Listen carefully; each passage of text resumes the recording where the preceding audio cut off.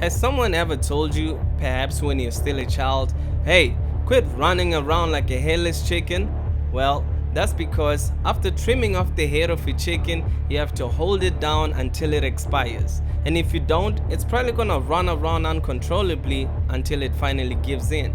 But what happens when a chicken does not expire, especially after trimming off the head? Well, today's story is certainly gonna sound so surreal. But before we get started, please don't forget to hit like and subscribe.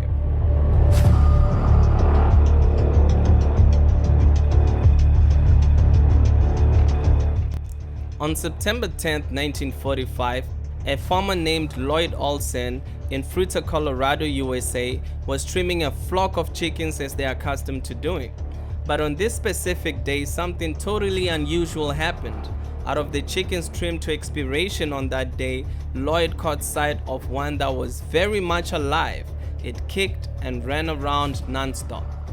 Amazed and probably shocked, he placed the chicken in an old apple box on a screen porch, probably expecting it to expire by night.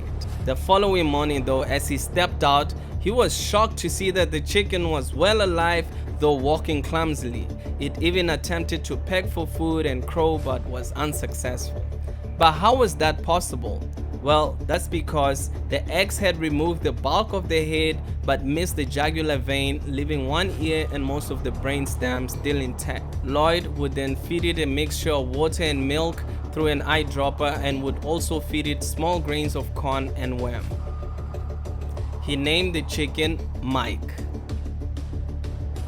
Not long after, news about the miraculous headless chicken had spread like wildfire, and a lot of people were intrigued. After being suggested to tour with Mike, Lloyd, his wife Clara, even traveled to Lake City, where the University of Utah put the chicken through various tests to determine what was keeping it alive. The local paper in Salt Lake City spread the news that a living headless chicken was in their town for a visit. A lot of people wanted to see this for themselves, so a small sideshow was set up. In just a month and a half after the trimming happened, Mike was featured in one of the most prominent magazines in the October 22nd of 1945 Life magazine. Mike went on to become a sideshow attraction in Long Beach, California, Phoenix, Arizona, and Southeast USA, and in Lloyd and his wife a handful of money. A ticket to see Mike at the sideshow would cost 25 cents back then, equivalent to about $2.50 today. And there are estimates that at his peak, Mike was drawing in up to 600 people a day.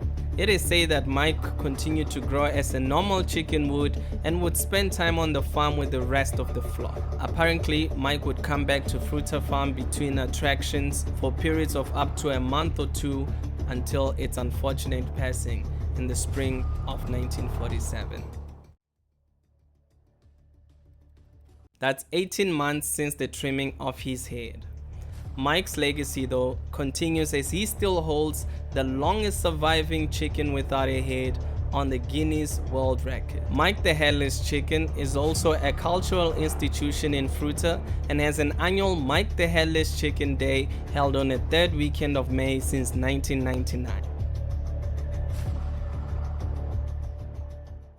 Did you enjoy this story? Please leave a comment down below and tell us what you think about it. And if you haven't yet, please don't forget to hit the like and subscribe. Thank you for watching. This is The Unfolding with Primo Inita.